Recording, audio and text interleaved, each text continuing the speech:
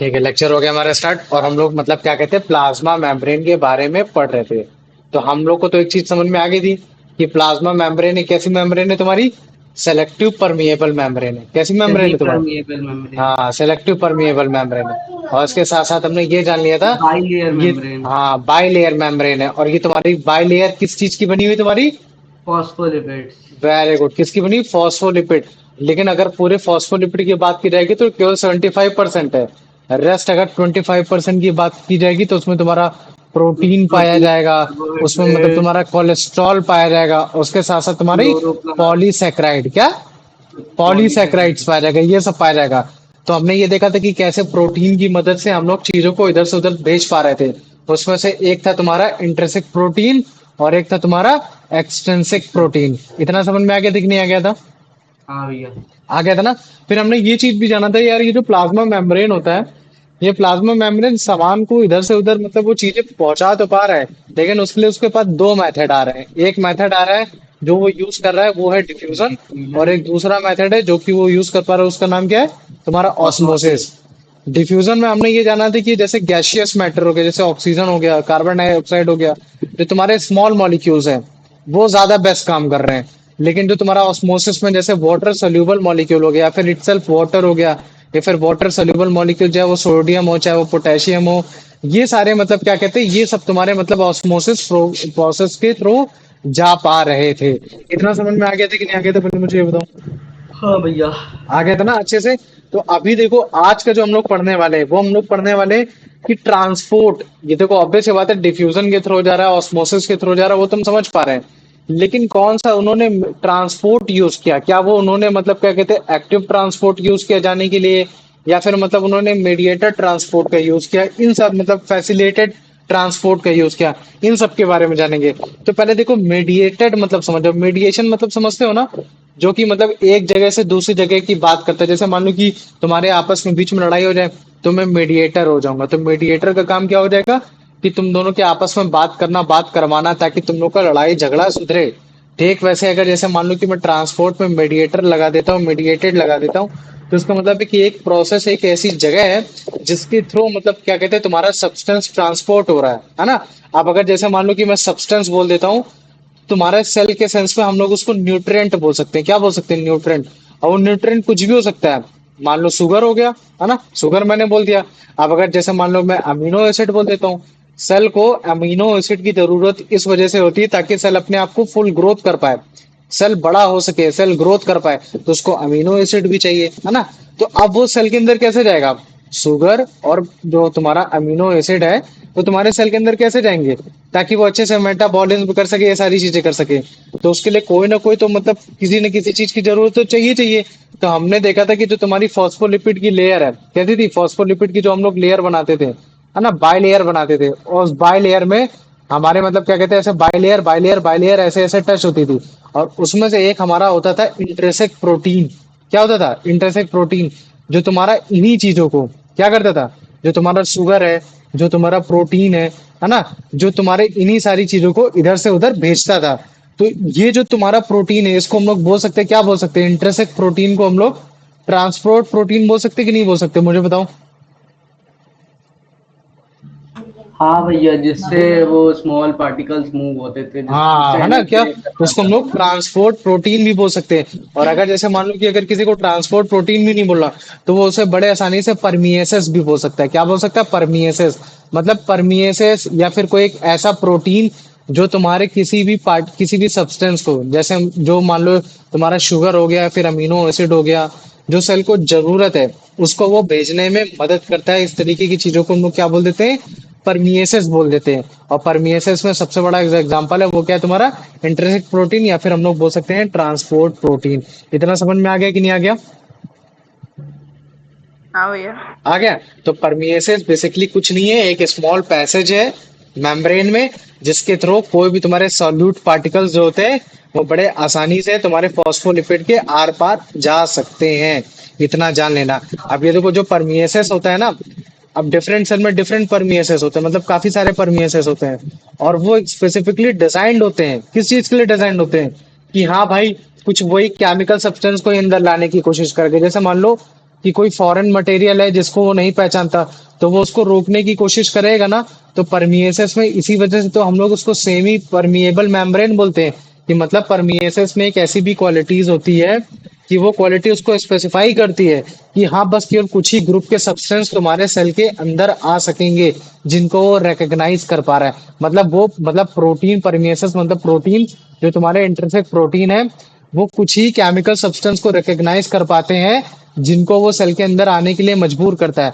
और अगर वो कर पा रहा है तो इसी वजह से मतलब जिसको लाना है किसको नहीं लाना, इसी को हम लोग बोल देते हैं सेमी परमिएबल मेम्ब्रेन। इतना समझ में आ गया कि नहीं आ गया, पहले मुझे ये बताओ। हाँ भैया। आ गया ना?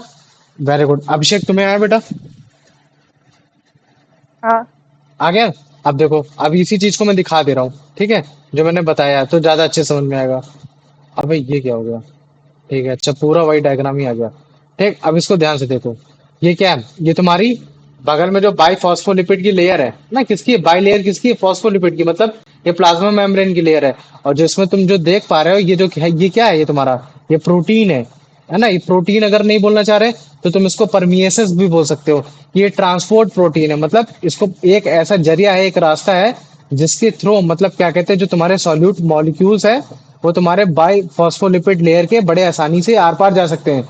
अब जैसे अब वो किस तरीके से जा रहे हैं, डिफ्यूजन के थ्रू जा रहे हैं या ऑस्मोसिस के थ्रू जा रहे हैं, वो मॉलिक्यूल ऑफ पार्टिकल पे भी डिपेंड करता है। जैसे मान लो कि मैं इधर दिखा रहा हूँ, वो तुम्हारा ऑक्सीजन है, तो ऑब्वियस सी बात है कि वो जो तुम्हारा डिफ्यूजन हाई कंसंट्रेशन से लोअर कंसंट्रेशन की तरफ जा रहा है, तो वो जिस बड़े आसानी से जो जा पा रहा है वो किसकी वजह से जा पा रहा है? वो तुम्हारा इस परमिएसिस की वजह से जा पा रहा है। और वो परमिएसिस किस चीज से बना है? तुम्हारा प्रोटीन से बना है। तो याद रख लेना, जो न्यूट्रिएंट है, चाहे वो शुगर हो, चाहे फिर वो ग्रोथ बढ़ाने के लिए अमीनो एसिड हो, है ना, या फिर जो अंदर सेल के अंदर आ रहा है, या फिर जो वेस्ट मटेरियल है जो बाहर जा रहा है, वो हमेशा किसी न किसी स्पेशल प्रोटीन की वजह से ही अंदर बाहर जा पा रहा है, जिसको हम लोग बोलते हैं ट्रांसपोर्ट प्रोटीन या फिर परमिएसिस, है ना। और परमिएसिस का मतलब ये होता है कि मतलब एक स्मॉल पासवेज जिसके थ्रू मतलब क्या कहते हैं, कोई भी सॉल्यूट पार्टिकल आर पार जा सकता है, किसके?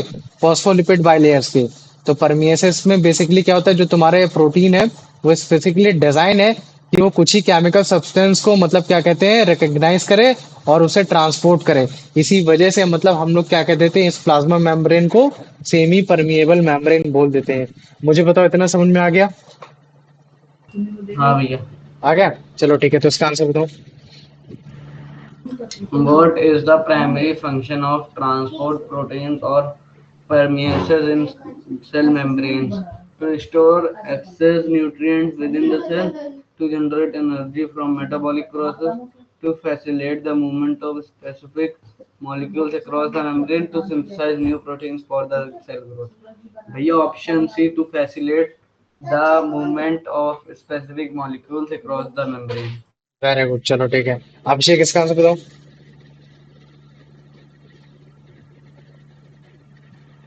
सेम क्वेश्चन है। सेम तो है। फिर पढ़ लो, पढ़ लो। What is the primary function of transport protein or permeases in cell membrane? Answer पढ़ लो।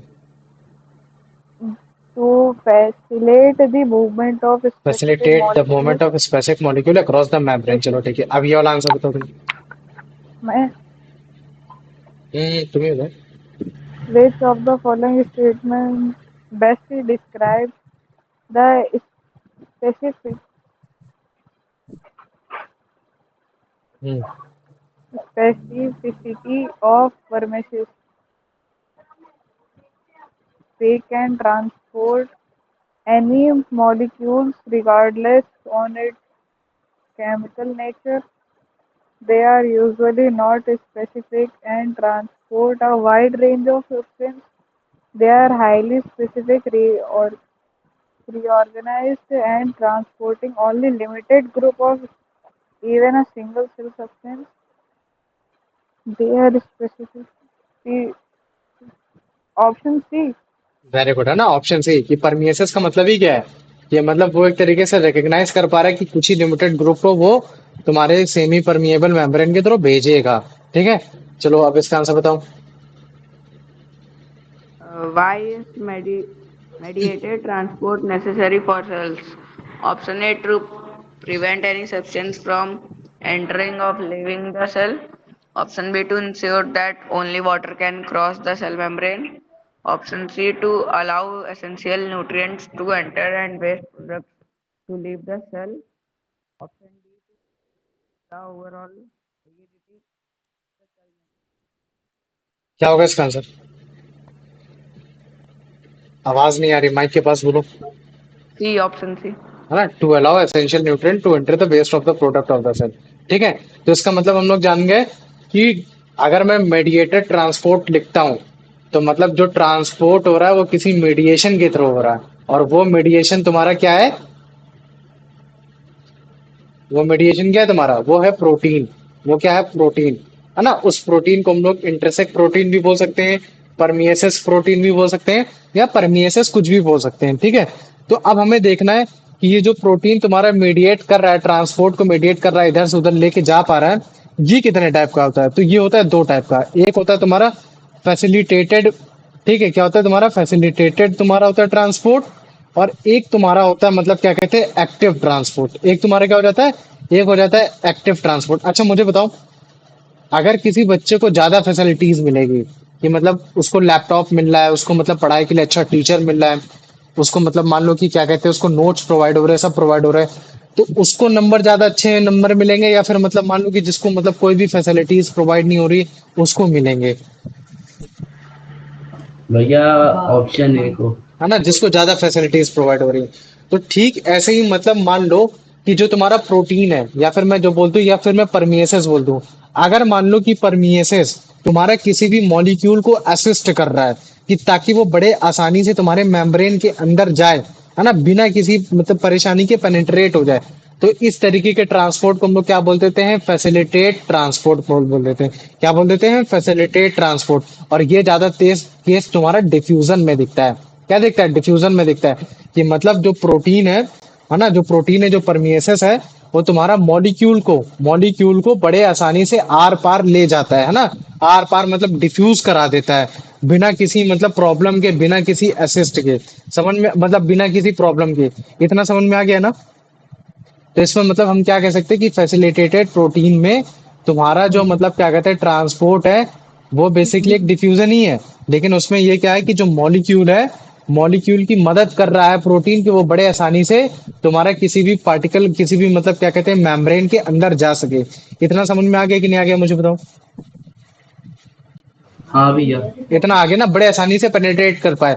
और ये ज्यादातर केस तब होते हैं जब तुम्हारा मान लो कि ऑक्सीजन हो गया, या फिर मान लो कि CO2 हो गया, जहां मतलब क्या कहते हैं हायर कंसंट्रेशन से लोअर कंसंट्रेशन में मतलब ज्यादा परेशानी ना हो, है ना, जो परमिएसेस बड़े आसानी से ले जा सके। लेकिन अगर जैसे मैं बोल देता हूँ एक्टिव ट्रांसपोर्ट, तो एक्टिव ट्रांसपोर्ट में बेसिकली क्या होता है कि एनर्जी की रिक्वायरमेंट हो जाती है। किसी भी सामान को, किसी भी मॉलिक्यूल को अगर आपको ट्रांसपोर्ट करना है किसी भी डायरेक्शन, किसी भी डायरेक्शन में, और वो डायरेक्शन कौन सी होगी तुम्हारी? तुम्हारी मतलब होगी हायर कंसंट्रेशन से तुम्हारी लोअर कंसंट्रेशन। मतलब है कि मान लो कि अगर जैसे मैंने सेल बनाया, अंदर तुम्हारा बाहर हायर कंसंट्रेशन है, अंदर लोअर कंसंट्रेशन है, लेकिन उस मॉलिक्यूल को, अब वो कुछ भी मॉलिक्यूल हो सकता है, वाटर सोल्यूबल मॉलिक्यूल हो सकता है, अगर वो तुम्हारा मतलब क्या कहते हैं सेल के अंदर आ रहा है और उसको अंदर लाने में एनर्जी यूज हो रही है, मतलब हम एक उसको पंप प्रोवाइड कर रहे हैं, पंप नहीं बोल सकते तो हम बोल सकते हैं उसको हम लोग एनर्जी सप्लाई कर रहे हैं, तो इस तरीके के ट्रांसपोर्ट को हम लोग बोल देते हैं एक्टिव ट्रांसपोर्ट। इतना समझ में आ गया कि नहीं आ गया, पहले मुझे बताओ। आ गया? हाँ भैया। तो देखो, फैसिलिटेटेड डिफ्यूजन, या फिर मैं बोल सकता हूँ फैसिलिटेटेड ट्रांसपोर्ट में ये तुम्हारा एक्टिव ट्रांसपोर्ट से डिफरेंट है। कैसे डिफरेंट है? क्योंकि जो तुम्हारा फैसिलिटेटेड ट्रांसपोर्ट है, मतलब अगर जिसमें मतलब फैसिलिटी प्रोवाइड की गई है तुम्हारी परमिएसेस के द्वारा, मतलब प्रोटीन के द्वारा, कि हाँ तुम मतलब डाउनवर्ड डायरेक्शन में मतलब बड़े आसानी से मतलब क्या कहते हैं जा सकते हो, उसमें पावर दी गई है ना। लेकिन जो मतलब क्या कहते हैं, अगर मेटाबॉलिज्म एक्टिविटी, अगर जैसे मान लो कि जैसे सेल के लिए कुछ एनर्जी का सोर्स चाहिए या फिर कुछ वो चाहिए, तो उसके लिए मतलब कुछ उसको वाटर सोल्यूबल मॉलिक्यूल चाहिए, जैसे तुम्हारा ग्लूकोज हो गया, ये सब हो गया, तो उसके लिए उसको क्या चाहिए होगा? एक्टिव ट्रांसपोर्ट की जरूरत होगी। तो जो हमारे जो सेल है, जो एनिमल सेल है, उसमें ज्यादातर तो तुम्हारे मतलब क्या कहते हैं फेलिसिटेट ट्रांसपोर्ट पाए जाते हैं, ताकि वो बड़े आसानी से इधर उधर चीजों को पहुंचा सके और हमें मतलब एक एनर्जी प्रोवाइड कर सके। जैसे मान लो कि तुम्हारा शुगर है, वाटर सोल्यूबल मॉलिक्यूल तुम्हारा शुगर भी है। शुगर अगर जैसे हम बोलते हैं वाटर सोल्यूबल, ऐसे तुम लोग बोलते हैं कि ऑस्मोसिस प्रोसेस के थ्रू तुम्हारा वाटर मॉलिक्यूल इधर से उधर जाता है। लेकिन जो तुम्हारा वाटर है, वाटर जो तुम्हारा पता है बॉडी के अंदर कैसे जाता है, वो तुम्हारा तुम्हारा क्या कहते हैं, फैसिलिटेटेड ट्रांसपोर्ट के थ्रू जाता है। फैसिलिटेटेड ट्रांसपोर्ट मतलब समझ रहे हो, उसमें मतलब प्रोटीन को ज्यादा ताकत लगाने की जरूरत नहीं पड़ती है। इतना समझ में आ गया कि नहीं आ गया? और बाद में यही प्रोटीन क्या होता है, सेल के अंदर जाता है, सेल के अंदर मेटाबॉलिज्म एक्टिविटी होने के थ्रू यही सेल एनर्जी मतलब क्या कहता है, एटीपी एनर्जी को छोड़ता है। अभी मैं एटीपी और ये सारी एडीपी एनर्जी के बारे में बाद में बताऊंगा। अभी इतना जान लो कि माइटोकॉन्ड्रिया है, माइटोकॉन्ड्रिया के अंदर मतलब रेस्पिरेशन होता है, जिसके थ्रू मतलब क्या कहते हैं, एनर्जी बनती है। तो एनर्जी वो इसी वजह से बनती है जब तुम्हारा मतलब ये शुगर ब्रेकडाउन होता है। तो ये शुगर ब्रेकडाउन जो तुम्हारा सेल के अंदर बड़े आसानी से जा पा रहा है, वो इसी वजह से जा पा रहा है क्योंकि जो परमिएसेस है, जो प्रोटीन है, वो एक फैसिलिटेटेड ट्रांसपोर्ट के थ्रू इसको अंदर की ओर भेज रहा है। इतना समझ में आ गया कि नहीं आ गया, मुझे बताओ। हाँ भैया। इतना आ गया ना? तो अब देखो ये जो अंदर, माइक ऑफ करो, ठीक है। अब ये देखो जो फैसिलिटेटेड ट्रांसपोर्ट है ना, ये क्या है, जो तुम्हारा फैसिलिटेटेड ट्रांसपोर्ट है, ये तुम्हारा प्रेशर ग्रेडियंट पे भी चल रहा है, कंसंट्रेशन ग्रेडियंट पे भी चल रहा है। तो देखो जो तुम्हारा मतलब क्या कहते हैं, जो तुम्हारा ग्लूकोज है ब्लड में ही तो ग्लूकोज होता है। तो जो ब्लड में ग्लूकोज होता है वो ज्यादा होता है एज कंपेरिजन टू सेल। और मुझे मालूम है कि अगर तुम्हारे सेल में तुम्हारा क्या कहते हैं, तुम्हारा मतलब क्या कहते हैं, ग्लूकोज कम हो गया और तुम्हारा ब्लड में ग्लूकोज ज्यादा हो गया, तो ब्लड से वो सेल के अंदर की तरफ जाएगा। तो बस यही हो जाता है उसमें, ये इनवर्ट डिफ्यूजन है। मतलब कि ये अंदर की ओर आ रहा है, तो हम लोग इसको बोल देते हैं इनवर्ट डिफ्यूजन। तो इतना समझ में आ गया ना? लेकिन कभी भी अगर ग्लूकोज अगर तुम्हारा सेल के अंदर आ रहा है, तो वो एक एक्टिव ट्रांसपोर्ट के थ्रू आता है। इतना समझ में आ गया कि नहीं आ गया, पहले मुझे बताओ। हाँ भैया। आया समझ में? हाँ भैया। हाँ आ भैया। गया ना? तो देखो एक्टिव ट्रांसपोर्ट और डिफ्यूजन जैसे काफी होता है ना, कि यार एक्टिव ट्रांसपोर्ट मतलब समझ जाना, एक्टिव ट्रांसपोर्ट मतलब जिसमें हम लोग को एनर्जी लगानी पड़ रही है, ताकत देनी पड़ रही है किसी भी चीज को अंदर भेजने के लिए। और अगर मैं जैसे डिफ्यूजन बोल देता हूँ, या फिर डिफ्यूजन की जगह मैं क्या बोल सकता हूँ बड़े आसानी से, बोल सकता हूँ मतलब फैसिलिटेट फैसिलिटेट ट्रांसपोर्ट, है ना, कि हमने एक फैसिलिटी प्रोवाइड की, फैसिलिटेट ट्रांसपोर्ट। तो दोनों का मीनिंग यही है। क्यों? क्योंकि डिफ्यूजन प्रोसेस में तुम्हारे स्मॉलर मॉलिक्यूल्स आते हैं। तो याद रख लेना, जो एक्टिव ट्रांसपोर्ट होता है वो तुम्हारा रैपिड प्रोसेस होता है, मतलब तुरंत एक साथ मतलब तुरंत करना है, जल्दी जल्दी करना है। लेकिन जो तुम्हारा डिफ्यूजन प्रोसेस होता है वो तुम्हारा स्लो प्रोसेस होता है ना, कि मतलब जब तुम्हारा एक जगह मतलब ज्यादा वो बनेगा, कंसंट्रेशन ज्यादा बनेगा, तब वो धीरे धीरे कंसंट्रेशन की तरफ जाएगा। लेकिन जो एक्टिव ट्रांसपोर्ट है उसको तुरंत तुरंत चाहिए। एक्टिव ट्रांसपोर्ट के काफी सारे एग्जांपल है, जैसे मान लो कि तुम्हारा पोटेशियम है, तुम्हारे सेल को पोटेशियम की जरूरत है। अब वो पोटेशियम जब बॉडी के बाहर, सेल के बाहर ज्यादा होगा, तब वो तुम्हारा हायर कंसंट्रेशन से लोअर कंसंट्रेशन की तरफ, तब तो भाई बहुत दिन लग जाएंगे। लेकिन पोटेशियम को तो हमें तुरंत जरूरत है, तो वो एक्टिव ट्रांसपोर्ट के थ्रू वो तुरंत भेज देता है। तो इस चीज को याद रख लेना, ठीक है? इतना समझ में आ गया ना? तो इसमें जो तुम्हारा कंसंट्रेशन ग्रेडियंट है उसकी जरूरत नहीं है, कि भाई मतलब क्या कहते हैं इसमें तुम्हें कंसंट्रेशन चाहिए, कि हाँ भाई मतलब क्या कहते हैं कि जब तुम्हारा इसमें हायर कंसंट्रेशन होगा तभी तुम्हारी चीजें मतलब अंदर जाएगी। लेकिन जो तुम्हारा डिफ्यूजन होता है उसमें तुम्हारा कंसंट्रेशन ग्रेडियंट चलता है। इतना समझ में आ गया ना? मतलब जिसमें ताकत लगाने की जरूरत है उसमें चाहे कंसंट्रेशन हो चाहे ना हो, उससे हमें फर्क नहीं पड़ता। लेकिन जो तुम्हारा फैसिलिटेटेड ट्रांसपोर्ट है उसमें वो अपने आप से जाने की कोशिश करता है, फैसिलिटी प्रोवाइड होती है एक छोटी सी प्रोटीन की तरह, तो उसमें कंसंट्रेशन की जरूरत होती है ना? इसमें कंसंट्रेशन की जरूरत होती है और एक्टिव ट्रांसपोर्ट में कंसंट्रेशन की जरूरत नहीं होती है। उल्टा डायग्राम बना दिया, ठीक है? इतना समझ में आया कि नहीं आया, पहले मुझे बताओ। हाँ भैया। है ना? और जो तुम्हारा एक्टिव ट्रांसपोर्ट होता है वो तुम्हारा एक यूनि डायरेक्शन होता है, मतलब एक ही डायरेक्शन में होगा, है ना? कि मतलब कोई भी जैसे पोटेशियम लेना है, सोडियम लेना है, तो वो एक ही डायरेक्शन में होगा। लेकिन जो तुम्हारा डिफ्यूजन प्रोसेस है, फैसिलिटेट ट्रांसपोर्ट है, फैसिलिटेट ट्रांसपोर्ट में जो तुम्हारा डायरेक्शन होता है वो तुम्हारा बाय डायरेक्ट होता है। मतलब देखो सेल के अंदर भी आ सकते हैं, जिसको हम लोग इंडोसाइटोसिस बोलते हैं। अभी इंडोसाइटोसिस और एक्सोसाइटोसिस के बारे में पढ़ेंगे। और जो मान लो कि वेस्ट मटेरियल जो बना वो सेल के बाहर जा रहा है, उसको हम लोग एक्सोसाइटोसिस भी हो सकते हैं। तो डिफ्यूजन कैसे हो पा रहा है? पहले हायर कंसेंट्रेशन अंदर था, लोअर कंसेंट्रेशन अंदर था, लेकिन जब वो अंदर आ गया तो अब अंदर हायर कंसेंट्रेशन हो गया, बाहर लोअर कंसेंट्रेशन हो गया। तो ये दोनों मतलब दोनों डायरेक्शन में इधर उधर जा सकते हैं। तो इतना समझ में आ गया कि नहीं आ गया, मुझे बताओ।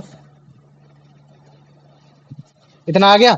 अब देखो जो एक्टिव ट्रांसपोर्ट है उसमें किसी न किसी कैरियर की जरूरत होगी, कि वो ताकि एनर्जी दे, और वो जो कंसंट्रे बिना कंसंट्रेशन की मदद से भी वो चीजों को बड़े ही रैपिडली अंदर ला सके। लेकिन जो तुम्हारा मतलब क्या कहते हैं, जो इसमें कैरियर की कोई जरूरत नहीं थी। इसमें जो परमिएसेस होता है वही इसको सारी फैसिलिटी प्रोवाइड करता है। और ऑब्वियस सी बात है कि अगर तुमको एनर्जी देनी पड़ रही है तो ऑब्वियस सी बात है कि तुमको एनर्जी की जरूरत भी पड़ेगी। तो इसी वजह से देखो, एनर्जी मतलब तुम समझ जाओ एटीपी, है ना, एडिनो ट्राइफॉस्फेट वैसे वर्ड होता है इसका। तो एटीपी जरूरत पड़ेगी, तो एटीपी मतलब एनर्जी की जरूरत पड़ेगी। तो अगर एक्टिव ट्रांसपोर्ट हो रहा है तो इसका मतलब है कि उसको एनर्जी की जरूरत पड़ रही है, जिसकी मदद से मतलब बिना कंसंट्रेशन की भी वो रैपिड ट्रांसपोर्ट कर सके। लेकिन जो तुम्हारा डिफ्यूजन प्रोसेस होता है, डिफ्यूजन प्रोसेस में किसी भी प्रकार का तुम्हारा मतलब क्या कहते हैं एक्टिव ट्रांसपोर्ट नहीं होता है। मतलब क्या कहते हैं, किसी भी प्रकार का तुम्हारा एनर्जी सप्लाई नहीं होती है। इतना समझ में आ गया कि नहीं आ गया, पहले मुझे बताओ। हाँ भैया। इतना आ गया ना। तो अब देखो, जो तुम्हारा मतलब क्या कहते हैं जो एक्टिव ट्रांसपोर्ट है, एक्टिव ट्रांसपोर्ट में हमने समझ लिया कि कोई भी कैरियर है उसको एनर्जी की जरूरत है। क्यों? क्योंकि वो बिना कंसंट्रेशन के भी रैपिड ट्रांसपोर्ट कर पा रहा है ना, कर पा रहा है बड़े आसानी से। ठीक वैसे जो हमारा डिफ्यूजन हो गया, कि डिफ्यूजन में किसी भी एनर्जी की जरूरत नहीं होती, इसी वजह से उसको कंसंट्रेशन की जरूरत होती है कि हायर कंसंट्रेशन से लोअर कंसंट्रेशन की तरफ बड़े आसानी से जा पाए, जिसकी वजह से जो पूरा प्रोसेस होता है वो कैसा प्रोसेस होता है, स्लो होता है। तो जो एक्टिव ट्रांसपोर्ट होता है उसमें जो मटेरियल जो होता है सेल के अंदर, वो एक्यूमुलेट होता है, मतलब वो अंदर आता रहता है। जैसा पोटेशियम अंदर आ गया, ये सब अंदर आ गया। लेकिन जो तुम्हारा डिफ्यूजन प्रोसेस है वो क्यों? क्योंकि तुम्हारा एक साइड है, एक ही तरफ मतलब कैरियर आ रहा है, एक ही तरफ वो हो रहा है, केवल वो अंदर की ओर मटेरियल आ रहा है, जा नहीं रहा है एक्टिव ट्रांसपोर्ट की तरफ। एक्टिव ट्रांसपोर्ट में तुम्हारा मटेरियल बाहर नहीं जाता है, तुम्हारा एक्टिव ट्रांसपोर्ट केवल मटेरियल अंदर लेने की कोशिश करता है। लेकिन डिफ्यूजन एक ऐसा प्रोसेस है जो मतलब क्या कहते हैं सामान को अंदर भी लेता है बाहर भी लेता है, मतलब इंडोसाइटोसिस भी करता है और एक्सोसाइटोसिस भी करता है। तो इतना समझ में आ गया कि नहीं आ गया, मुझे बताओ पहले। आ हाँ गया? तो भैया। याद रख लेना, जो एक्टिव ट्रांसपोर्ट होता है उसमें जो मॉलिक्यूल है वो तुम्हारा मतलब क्या कहते हैं पैसिव डिफ्यूजन के जस्ट अगेंस्ट होता है, उसके एनर्जी लगाता है। तो जिसमें एक्टिव ट्रांसपोर्ट होगा उसमें तुमको एनर्जी की जरूरत पड़ेगी, ताकि वो बड़े ही आसानी से मटेरियल को इधर से उधर भेज सके बिना किसी कंसंट्रेशन के, कि हाँ भाई कंसंट्रेशन हायर होगा तभी भेज पाएगा, नहीं, बड़े आसानी से भेज सकता है। तो इस चीज को याद रख लेना। एक चीज याद रख लेना कि जो तुम्हारे एनिमल्स होते हैं, एनिमल्स में तुम्हारे जो एक्टिव ट्रांसपोर्ट होता है वो ज्यादातर कब दिखाई देखने को मिलता है, जब मतलब क्या कहते हैं कि जब तुम्हारा सोडियम और पोटेशियम ग्रेडियंट देखने को मिलता है। समझ में है क्या? सोडियम और पोटेशियम ग्रेडियंट देखने को मिलता है। इतना है समझ में कि नहीं आया, पहले मुझे बताओ। ठीक। तो याद रख लेना, जो एनिमल सेल होते हैं जिनमें मतलब हायर कंसंट्रेशन की जरूरत होती है, चाहे वो पोटेशियम हो, चाहे वो कोई भी चीज हो, चाहे वो राइबोसोम्स के थ्रू तुम्हारा मतलब क्या कहते हैं प्रोटीन बन रहा हो या फिर कोई एंजाइम बन रहा हो, है ना, उसमें जो तुम्हारा जो मतलब क्या कहते हैं जो कंसंट्रेशन बन रहा है, वो कंसंट्रेशन वो भी जो बन रहा है, जो उसको अंदर लाने की कोशिश कर रहा है, वो तुम्हारा केवल और केवल एक्टिव ट्रांसपोर्ट की वजह से हो रहा है। इतना समझ में आ गया कि नहीं आ गया, पहले मुझे ये बताओ। आया? हाँ भैया। आ गया? देखो थोड़ा कंफ्यूजिंग लग सकता है, लेकिन तुम अगर अपने सिलेबस के अकॉर्डिंग केवल इतना भी जान लोगे कि एक्टिव ट्रांसपोर्ट मतलब वो ट्रांसपोर्ट जिसमें पंप की जरूरत है, एनर्जी की जरूरत है, और तुम्हारा पैसिव ट्रांसपोर्ट या फिर मतलब मान लो कि जो तुम्हारा फैसिलिटेटेड ट्रांसपोर्ट है, एक ऐसा ट्रांसपोर्ट जिसमें ज्यादा एनर्जी की जरूरत नहीं है। तो ऑब्वियस सी बात है, जिसमें ज्यादा एनर्जी की जरूरत नहीं है उसमें कंसंट्रेशन का होना जरूरी है। अगर इतना भी आ जाएगा तो भी बहुत है, तो भी क्या, तो भी बहुत है। तो याद रख लेना, जो तुम्हारा फैसिलिटेटेड ट्रांसपोर्ट है ना, उसमें परमिएसेस असिस्ट करता है किसी भी मॉलिक्यूल को, ताकि वो बड़े आसानी से डिफ्यूज कर जाए मेम्ब्रेन में, बड़े आसानी से अंदर आ जाए, है ना। वरना फिर उसको पेनिट्रेट करना पड़ेगा, जबरदस्ती अंदर डालना पड़ेगा, और जबरदस्ती अंदर अगर लेना है तो उसके लिए एक्टिव ट्रांसपोर्ट की जरूरत है। और अगर आप मतलब मान लो कि अगर जबरदस्ती पेनिट्रेट करने की कोशिश की जा रही है ना, डिफ्यूज मतलब क्या था, अगर जैसे तुम इसको देखो, अगर तुम ध्यान से देखो उसको, अगर जैसे पुराना वाला इसको देखो, इसमें क्या था, जो तुम्हारे ऑक्सीजन के मॉलिक्यूल्स हैं या फिर जो है बड़े आसानी से जा रहे हैं, उनको पेनिट्रेट करने की जरूरत नहीं पड़ रही, उनको ज्यादा धक्का लगाने की जरूरत नहीं पड़ रही। तो ये प्रोसेस किसका था, तुम्हारा डिफ्यूजन का था, है ना, डिफ्यूजन का था। लेकिन अगर जैसे मान लो कि कोई मॉलिक्यूल है जिसको तुमको एनर्जी लगानी पड़ रही है, पंप देना पड़ रहा है, कि ताकि वो मॉलिक्यूल तुम्हारा मतलब क्या कहते हैं कंसंट्रेशन के अगेंस्ट भी जा सके। जैसे मान लो कि तुम्हारा सेल है, सेल के अंदर पोटेशियम ज्यादा मात्रा में है, ऑलरेडी है, लेकिन पोटेशियम उसको और चाहिए सेल को, तो वो फिर भी भेज पाए, तो अगर वो फिर भी भेज पाए कंसंट्रेशन के अगेंस्ट भेज पाए, उसके अपोजिट भेज पाए, तो उसको एनर्जी की तो जरूरत पड़ेगी ही पड़ेगी। तो इस तरीके के ट्रांसपोर्ट को हम लोग बोल देते हैं एक्टिव ट्रांसपोर्ट, है ना। तो देखो फैसिलिटेट डिफ्यूजन काफी डिफरेंट है तुम्हारा एक्टिव ट्रांसपोर्ट से। फैसिलिटेट डिफ्यूजन में बेसिकली जो तुम्हारा मॉलिक्यूल है उसको प्रमोट किया जाता है कि वो बड़े ही आसानी से एक डायरेक्शन में डाउनहिल डायरेक्शन में चला जाए, मतलब जहां कंसंट्रेशन ग्रेडियंट है, मतलब हायर कंसंट्रेशन से लोअर कंसंट्रेशन की तरफ चले, लेकिन उसमें कोई भी मेटाबॉलिज्म एक्टिविटी काम नहीं कर रही, मतलब उसको कोई भी एनर्जी नहीं लगानी पड़ रही कि ताकि वो बड़े आसानी से बेच पाए। लेकिन जो तुम्हारे जो मान लो कि, लेकिन इस तरह का अगर फैसिलिटेट एग्जांपल के और एग्जांपल लूं, जैसे मान लो कि एनिमल्स हो गया, एनिमल में फैसिलिटेट एग्जांपल के अगर जैसे लिया जाए तो वो ग्लूकोज हो गया। ग्लूकोज हमारे शुगर में काफी हद तक मिला रहता है, और हम क्यों लेते हैं ग्लूकोज को, ताकि हम उससे एनर्जी बना सके। तो एनर्जी कैसे बनाते हैं, जब ग्लूकोज हमें मालूम है कि तुम्हारे ब्लड में काफी ज्यादा मिला हुआ है, सेल के अंदर कम है, तो वो क्या होगा, धीरे धीरे धीरे वो इनवर्ट डिफ्यूजन होगा, मतलब ब्लड से जो तुम्हारा ग्लूकोज है वो तुम्हारा सेल के अंदर आएगा, और वही सेल बाद में क्या करेगा, तुम्हारी एनर्जी प्रोवाइड करेगा। तो जो ग्लूकोज होता है क्या होता है, वाटर सोल्यूबल मॉलिक्यूल होता है, मतलब ग्लूकोज को अगर पानी मिलाएंगे तो पानी में घुल जाएगा, है ना, पानी में घुल जाएगा। तो वो देखो अगर उसको देखो, the glucose is water soluble molecule that by itself it is unable to penetrate the member repeatedly through the support of metabolism of many cell. तो अब वो क्या बोल रहा है, देखो जो तुम्हारा ग्लूकोज है, वो ग्लूकोज तुम्हारा वाटर सोल्यूबल मॉलिक्यूल है, और वो एक मतलब लार्ज मॉलिक्यूल है। लार्ज मॉलिक्यूल होने की वजह से वो बड़े आसानी से पेनिट्रेट नहीं होगा। पेनिट्रेट होने के लिए उसको अलग अलग मेटाबॉलिज्म एक्टिविटी करनी ही पड़ेगी, उसको मतलब एक कैरियर सिस्टम की जरूरत पड़ेगी पड़ेगी ताकि वो ग्लूकोज को बड़े आसानी से अंदर ले सके। तो वो जो है वो तुम्हारा एक्टिव ट्रांसपोर्ट होगा। तो वो देखो एक्टिव ट्रांसपोर्ट के अगर जैसे एग्जांपल लिए जाए तो क्या होगा कि वो रैपिड प्रोसेस है, तुरंत प्रोसेस है, वो कंसंट्रेशन ग्रेडियंट के खिलाफ जाता है कि चाहे हो चाहे ना हो, हमको जरूरत है तो हम तो लेंगे ही लेंगे। ये एक डायरेक्शन में होगा। इसके साथ साथ इसको प्रोटीन कैरियर की जरूरत है कि ताकि वो बड़े आसानी से चीजों को इधर से उधर भेज पाए। इसको एनर्जी चाहिए ये सारी चीजों करने के लिए, है ना। और ये सारी चीजें क्या करता है, जिस इन सब चीजों की वजह से मटेरियल जो होता है सेल में, जो मटेरियल होता है वो बढ़ता चला जाता है। लेकिन डिफ्यूजन प्रोसेस एक स्लो प्रोसेस है, ये कंसंट्रेशन ग्रेडियंट पे चलता है। हायर कंसंट्रेशन से लोअर कंसंट्रेशन चलेगा, सेल के अंदर ज्यादा कंसंट्रेशन हो गया तो वो बाहर निकाल देगा, जिसकी वजह से ये प्रोसेस दोनों डायरेक्शन में चल रहा है। समझ में आ रहा है, इसमें तुम्हारा मतलब क्या कहते हैं, बिना कैरियर प्रोटीन के भी चीजें आराम से बड़े दूर से चली जाएंगी, और जब हमें ज्यादा ताकत लगानी नहीं पड़े तो एनर्जी की भी जरूरत नहीं है। और जब इस तरीके केस होता है कि जब सारी चीजें जब तुम्हारे अंदर से बाहर हो सकती हैं, तो उसमें कोई भी मटेरियल भी तुम्हारा एक्युमुलेट नहीं होगा। अब मुझे बताओ इतना समझ में आया कि नहीं आया, पहले मुझे ये बताओ, इतना आया? हेलो, आ अमन, गया। आ गया ना। चलो अभी देखो मैं तुमको दिखाता हूँ, इमेज दिखाऊंगा तो ऑटोमेटिक तुम लोग इमेज को भी समझ जाओगे।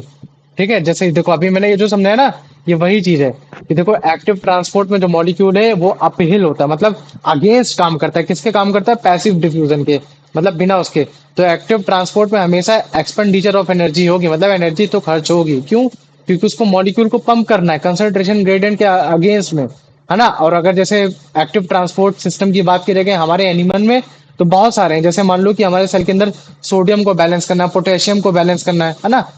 ऑब्वियस सेल में, सेल के अंदर हो सकता है कि सोडियम और पोटेशियम ज्यादा हो, लेकिन फिर भी मतलब क्या कहते हैं कि हमको चाहिए, उसको अंदर चाहिए, तो उसके लिए हमको एक्टिव ट्रांसपोर्ट की जरूरत होगी, है ना। तो अब जैसे मान लो कि काफी सारे सेल हैं, उनमें जो इंटरनल कंसंट्रेशन है पोटेशियम आयन का, है ना, या फिर मान लो कि जो राइबोसोम्स है, जो तुम्हारा जो प्रोटीन सिंथेसिस कर रहा है, वो ज्यादा हो सकता है ना। जैसे मान लो कंसंट्रेशन तुम्हारा 20 से 50 टाइम ग्रेटर हो सकता है सेल के बाहर, लेकिन जैसे सोडियम आयंस का भी 50 टाइम हो सकता है, 100 हो सकता है ना। जैसे सेल के बाहर ज्यादा है, मतलब सेल, जो सेल है तुम्हारा, मतलब क्या कहते हैं, सोडियम आयन, वो तुम्हारा सेल की कंसेंट बाहर ज्यादा है, अंदर कम है। लेकिन जो पोटेशियम है वो अंदर है, बाहर ज्यादा है, लेकिन फिर भी वो अंदर बाहर जा सकता है। किसकी मदद से जा सकता है, वो तुम्हारा केवल ट्रांसपोर्ट, मतलब कैसा ट्रांसपोर्ट होना चाहिए, एक्टिव ट्रांसपोर्ट होना चाहिए। समझ पा रहे हो, जैसे मान लो कि सोडियम आयन है, वो तुम्हारा 10 गुना सेल के बाहर पाया जाता है, और जो तुम्हारा पोटेशियम है वो,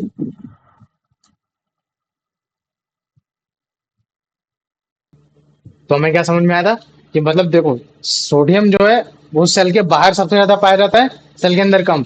और जो तुम्हारा पोटेशियम है वो तुम्हारा सेल के अंदर 20 से 50 गुना पाया जाता है। ना कि बाहर ज्यादा पाया जाता है। लेकिन फिर भी अगर मान लो कि अगर उसको पोटेशियम की जरूरत है तो बड़े आसानी से ये मतलब वो एक्टिव ट्रांसपोर्ट के थ्रू अंदर ले सकती है। समझ पा रहे हो? है ना, वो बड़े आसानी ले सकती है या फिर बाहर निकाल सकती है, तो ये चीज है। समझ में आ गया कि नहीं आ गया, पहले मुझे ये बताओ। तो अब अभी देखो तुमको दिखाते हैं, ये देखो एक्टिव और पैसिव ट्रांसपोर्ट में दिखाते हैं थोड़ी, है ना। ये देखो ये क्या तुम्हारा पैसिव ट्रांसपोर्ट है ना, सेल मेम्ब्रेन है।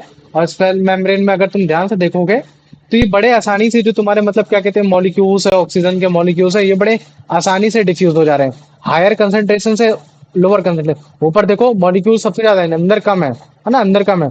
तो ये देखो अब ये लेकिन एक्टिव ट्रांसपोर्ट की बात करते हैं, तो ये देखो एक्टिव ट्रांसपोर्ट में ऊपर कंसेंट्रेशन ज्यादा है, अंदर कंसेंट्रेशन कम है। लेकिन अगर सेल को रिक्वायरमेंट नहीं है तो वो क्या कर रहा है, वो बड़े आसानी से उस मॉलिक्यूल को ट्रैप कर रहा है और ट्रैप करके वो उसको ऊपर भेज दे रहा है। तो ऑब्वियस सी बात है कि अगर ये सारी चीजें कर रहा है तो उसके लिए उसको एनर्जी की भी रिक्वायरमेंट पड़ेगी। तो जो वो हम लोग पंप बोलते हैं ना, पंप मतलब यही है कि कैसे ये मॉलिक्यूल को इधर से उधर पंप करके भेज पा रहा है। तो अब समझ में आया कि नहीं आया, पहले मुझे ये बताओ।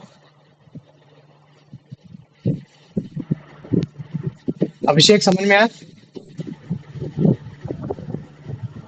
हाँ भैया। आ गया? तो देखो एक बार मैं फिर से दिखा दे रहा हूँ, देखो passive transport basically is just nothing, it is a based on totally based on concentration gradient. ऊपर हायर कंसंट्रेशन है, लोअर कंसंट्रेशन है, पर मीएसएस के थ्रू मतलब क्या कहते हैं तुम्हारे उसके थ्रू बड़े आसानी से ये आर पार जा पा रहा है। इसमें किसी भी प्रकार की एनर्जी की जरूरत नहीं है। लेकिन कुछ मॉलिक्यूल्स हैं, जो कुछ चीजें हैं जो हमारे बॉडी के आउटर सरफेस में जानी चाहिए, बाहर जाना चाहिए, तो उसमें तुम अगर ये मानने लगोगे कि हाँ तुम्हारा कंसंट्रेशन होना चाहिए तो फिर तो तुम नहीं बेच पाओगे। तो ये देखो यहाँ नीचे लोअर कंसंट्रेशन है, ऊपर बड़ा कंसंट्रेशन है, लेकिन फिर भी हम लोग मॉलिक्यूल को इधर से उधर बेच पा रहे हैं। तो इसी वजह से बेच पा रहे हैं, क्यों? क्योंकि हमको इसकी एनर्जी रिक्वायरमेंट पड़ रही है। तो ये देखो ये जो पंप करके ऊपर भेज रहा है तो इसी को हम लोग बोलते हैं पंप। और ये जो तुम्हारा टोटल और प्रोटीन है, इसी को हम लोग बोल देते हैं इंटरसेक प्रोटीन, जो कि तुम्हारे दोनों परमिएबल मेम्ब्रेन को टच कर रखा है, तुम्हारे फॉस्फोलिपिड मेम्ब्रेन को टच करके रखा है। अब मुझे बताओ इतना समझ में आ गया कि नहीं आ गया? हाँ भैया। आ गया? तो चलो ठीक है, अब इसका आंसर बताओ। What is the key characteristic of facilitated transport slash diffusion? Option hmm, A, it requires metabolic energy to move molecules against a concentration gradient. It assists molecules to diffuse through the membrane that they cannot otherwise penetrate. It only transports water molecules across the membrane. Option D, it is independent of any protein assistance.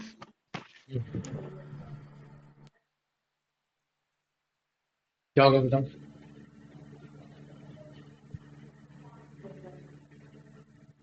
Option B. Option B होना चाहिए, है ना। मैंने सी लिख रखा है, B होना चाहिए इसका। ठीक है, चलो इसका आंसर बताओ। In active transport, what is role of the pump? Hmm, To release energy from the system, to move molecules in the same direction as the concentration required to supply energy. Option B. है ना, to move, नहीं नहीं, to supply energy trans, B कैसे हो सकता है? As the concentration gradient कैसे? Active transport मतलब उसको एनर्जी की जरूरत है, और जहां एनर्जी की जरूरत है वहां कंसंट्रेशन का कोई मतलब ही नहीं बनता। तो अगेंस्ट द कंसंट्रेशन ग्रेडियंट, तो इसका आंसर क्या होना चाहिए? Hmm. Option है C. ना, सप्लाई एनर्जी सप्लाई कर रहा है ताकि वो मॉलिक्यूल को ट्रांसपोर्ट कर सके इधर से उधर बिना किसी कंसंट्रेशन ग्रेडियंट के, भले चाहे वो तुम्हारा हाई कंसंट्रेशन हो चाहे ना हो। चलो इसका आंसर बताओ। According to the text, what is an example of facilitated transport in animals? Option C. है ना, transport of sugar into the body for ATP production. चलो अब इसका आंसर बताओ।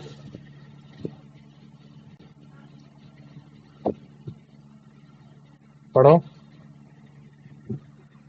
आवाज नहीं आ रही How Abhishek. does facilitated diffusion differ from active transport regarding energy requirement and direction of movement? Facilitated diffusion require energy and move molecule against the concentration gradient. concentration in gradient while active transport does not. ये option सही है, बताओ। नहीं। नहीं है ना? क्यों? जो तुम्हारा फैसिलिटेट डिफ्यूजन होता है उसमें किसी भी प्रकार की एनर्जी की जरूरत नहीं होती। अब ऑप्शन बी को पढ़ो।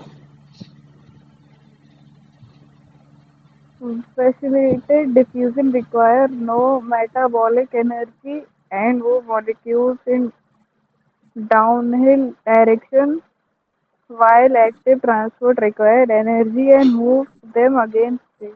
देखो, डाउनहिल का मतलब है कम की ओर जाना, मतलब हाई कंसंट्रेशन से कम की ओर जाना। हाँ, वैसी बात है कि जो तुम्हारा हम्म, फैसिलिटेटेड डिफ्यूजन होता है उसमें किसी भी प्रकार की मेटाबॉलिक एक्टिविटी की जरूरत ही नहीं होती। उसमें बेसिकली मॉलिक्यूल क्या होता है, हाई कंसंट्रेशन से लोअर कंसंट्रेशन की तरफ जा रहा होता है। लेकिन जो आपका एक्टिव ट्रांसपोर्ट होता है उसमें एनर्जी की जरूरत होती है। उसमें कोई भी कंसंट्रेशन मैटर नहीं करता। उसको अगर इधर से उधर पहुंचाना है तो उसको एनर्जी चाहिए चाहिए। तो ये बताओ, ये ऑप्शन सही है कि गलत है? ये सही है। ये सही है ना? तो एक बार सी और डी पढ़ लो, शायद ये भी सही हो सकते हैं। नहीं है, पढ़ लिया। नहीं है? चलो ठीक, चलो आप इसको पढ़ो। According to the text, Y is a carrier system mediated transport necessary for glucose uptake into cells. Glucose is highly concentrated in the cells, favoring outward diffusion. Glucose is a lipid soluble molecule that easily penetrates the membrane. Glucose is a water soluble but cannot penetrate the membrane rapidly enough by itself. Glucose requires active transport against its concentration gradient.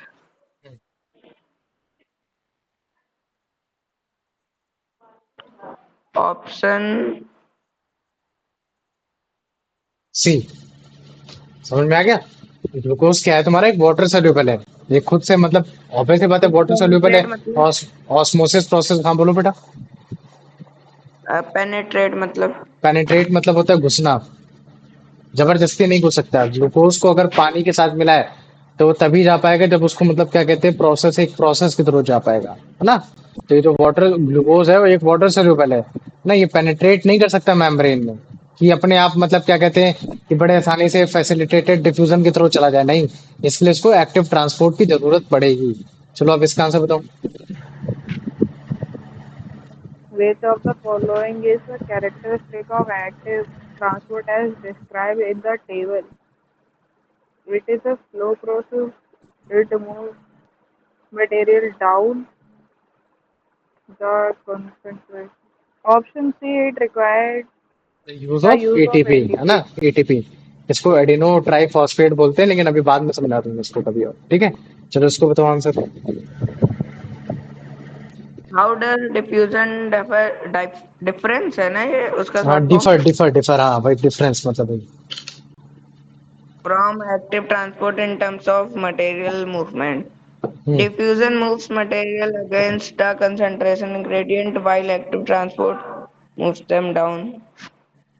Diffusion moves materials in only one direction while active transport moves them in both directions. Diffusion moves materials down the concentration while the active transport moves them against it. Diffusion always leads to accumulation of materials in the cell while active transport does not. Option C होगा. Option C, very good. चलो अब इसका answer बताओ। Which statement accurately describes energy requirement for diffusion? It uses energy in form of ATP. It requires metabolic energy from the cell. It does not use energy. It is only it only uses energy when transporting large molecules. Option C, it does not use energy. Very good. Diffusion में किसी भी energy की जरूरत नहीं होती है ना? चलो इसको बताओ। Based on the table, what is the key difference between active and diffuse, active transport and diffusion regarding material accumulation. active transport leads to accumulation of materials in the cells while diffusion does not. Diffusion leads to accumulation of materials in the cell while active transport does not. Both active transport and diffusion always leads to accumulation of materials. Neither active or transport not diffusion leads to accumulation मतलब accumulate करना मतलब अंदर की ओर आना। Accumulate मतलब जैसे मान लो कि मेरे लैपटॉप में एमबी भरती चली जा रही, भरती एक्यूमुलेट हो रही है ना, एक वो चीज है। जैसे तुम्हारी किताब भरती जा रही है तो तुम उसमें नोट्स एक्यूमुलेट करते चले जा रहे हो, तो ठीक वैसे मान लो कि एक्टिव ट्रांसपोर्ट और डिफ्यूजन के थ्रू क्या मटेरियल एक्यूमुलेशन का क्या कॉन्सेप्ट है, क्या मतलब एक्टिव ट्रांसपोर्ट की वजह से मटेरियल जो सेल के अंदर का जो मटेरियल होता है वो एक्यूमुलेट होता रहता है या हमेशा, या फिर मतलब डिफ्यूजन में नहीं होता है, या फिर मतलब क्या कहते हैं डिफ्यूजन में एक्यूमुलेट होता है, एक्टिव में नहीं होता। बताओ। मतलब सेल के अंदर आता है। अभिषेक तुम क्वेश्चन समझ पाए? ए होगा वैसे तो। हाँ ए होगा ना। देखो मान लो ये सेल है, तो सेल के अंदर कोई भी प्रोडक्ट आ रहा है ट्रांसपोर्ट, और वो ट्रांसपोर्ट में पंप एनर्जी लग रही है, तो वो एक्युमुलेट हो रही है ना। उसमें कोई भी प्रेशर ग्रेडियंट की जरूरत नहीं है। लेकिन मान लो कि एक सेल है जो डिफ्यूजन प्रोसेस के थ्रू हायर कंसंट्रेशन से लोअर कंसंट्रेशन की तरफ जा रहा है, तो ऑब्वियस सी बात है कि एक टाइम ऐसा भी आएगा कि ये भी हायर कंसंट्रेशन हो जाएगा। तो जब ये हायर कंसंट्रेशन होगा तो ये लोअर कंसंट्रेशन की तरफ ये भी जाएगा। तो ये तो जो तुम्हारा डिफ्यूजन होता है उसमें कोई भी चीज एक्यूमुलेट नहीं हो पाती, मतलब इकट्ठा नहीं हो पाती। लेकिन जो तुम्हारा एक्टिव ट्रांसपोर्ट होता है उसमें वो चीजें इकट्ठा होती रहती हैं। तो इसका आंसर होगा ए। ठीक है, चलो अब इसका आंसर बताओ।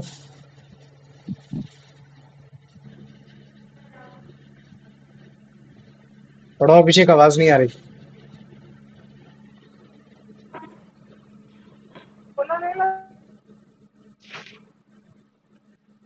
पढ़ो हेलो। पढ़ो पढ़ो। हाँ बदल। What is a defining characteristic of active transport as started नहीं stated in the text? Hmm. Molecule, molecules move downhill with a force of passive diffusion. It does not require any expenditure of energy. Molecules are moved uphill against the force of passive diffusion. It only transport water molecules. आप हिल मतलब समझ रहे हो कि भले चाहे lower concentration से higher concentration जाना हो, लेकिन फिर भी वो बड़े आसानी से मॉलिक्यूल को भेज देगा। तो क्या ये क्वालिटी तुम्हारे एक्टिव ट्रांसपोर्ट की होती है? हाँ। हाँ, तो बस यही आंसर होगा। चलो अब इसका आंसर बताओ। हम्म। Why does active transport always involve in the expenditure of energy ATP? Expenditure. Because materials are pumped along the concentration gradient, because it is a form of passive diffusion, because materials are pumped against the concentration gradient, because it creates new molecules. Option C. Option C, very good, fantastic. चलो अब इसका answer बताओ।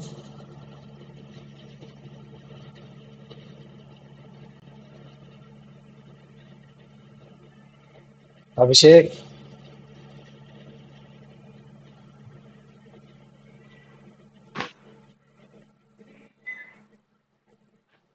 क्या हुआ अभिषेक, आवाज नहीं आ रही क्या मेरी? चलो कुलदीप तुम ही पढ़ो। What is described as the most important active transport system in all animals? System that transport glucose into cells, system that maintain sodium and potassium gradients, system that moves oxygen into bloodstream, systems that excrete waste ऐसे products. तो उसका sodium and potassium gradient है। ये हटा रहने दो, तुम ये पढ़ो। Why do most animal cells require high internal concentration of potassium ions? For बताओ। maintaining cell shape and rigidity, for protein synthesis by ribosomes and certain enzymatic functions, for regulating external fluid balance, for generating electric. B होगा। Impulse and for regulating external. तो मतलब क्या है, देखो मैं बता दे रहा। जो तुम्हारा पोटेशियम है सेल के अंदर सबसे ज्यादा होता है, सेल के बाहर कम होता है ना, 20 से 30 गुना सेल के अंदर होता है। तो किस वजह से होता है? इसी वजह से होता है ताकि जो तुम्हारा राइबोसोम है बड़े अच्छी तरीके से प्रोटीन बना सके, बाकी जितने भी एंजाइम्स बन रहे हैं वो बड़े अच्छे से फंक्शन कर सके। तो इसी वजह से जो सेल है वो ज्यादातर मतलब क्या कहते हैं पोटेशियम को रखने की कोशिश करते हैं, है ना। कभी तुम देखना केला खाते तो केला खाने के बाद एनर्जी आ जाती है, एनर्जी आ जाती कि नहीं आ जाती। केले में तुम्हारा पोटेशियम होता है, और यही पोटेशियम जब तुम्हारे सेल के अंदर एक्टिव ट्रांसपोर्ट के थ्रू जाता है तो वो एनर्जी प्रोवाइड करता है, प्रोटीन बनता है, और तुम्हारे अंदर मतलब क्या कहते हैं एंजाइमेटिक जब फंक्शंस होते हैं तो और अच्छे से एलोबरेटिव हो जाते हो, है ना। तो इसका आंसर होगा सी। अभिषेक इसका आंसर दो, नहीं तो फिर तुम नहीं पढ़ो। How are the iconic gradient of sodium and potassium maintained between cell and their surrounding? हाँ, The passive मतलब देखो of both सेल are के अंदर पोटेशियम ज्यादा है, सेल के बाहर सोडियम ज्यादा है ना। तो ऑब्वियस सी बात है हाई कंसंट्रेशन से लोअर कंसंट्रेशन चले जाना चाहिए, लेकिन फिर भी नहीं जा पा रहा है। तो ये क्यों हो पा रहा है ऐसा, आयोनिक ग्रेडियंट कैसे मेंटेन हो पा रहा है, तो उसके हिसाब से आंसर देने की कोशिश करो। पढ़ो option. option C by active transport of potassium ion into and sodium ion out of the cell. है ना, by active transport of potassium ion into and sodium ion out of the cell. Very good, fantastic. तो देखो आज जो तुम्हारा mediated transport था वो question समझ में आ गया है, ठीक है। तो अभी क्वेश्चन लिख दे रहा हूं, उसको आराम से कर लेना। ठीक, question number 1, what is mediated transport, है ना। इसमें बता देना कि किसी भी सब्सटेंस का अंदर आना जाना एक प्रोटीन की हेल्प से, उसको हम लोग परमियसेस भी बोलते हैं ना। ये सारी चीजें हो गई, ठीक। तो ये हो गया तुम्हारा 3 मार्क्स का, ठीक है। अब फिर क्वेश्चन नंबर 2 है, define the differences in differences between active and passive trans facilitate transport या फिर पैसिव ट्रांसपोर्ट, है ना। Passive transport. अब मुझे बताओ इसमें किसी को कोई दिक्कत है इन क्वेश्चंस पे। हेलो, इन 2 क्वेश्चन में किसी को कोई दिक्कत है? नहीं भैया। नहीं। अमन, अभिषेक, नहीं। यश आज जल्दी चला गया। लाइट चली गई फिर उसका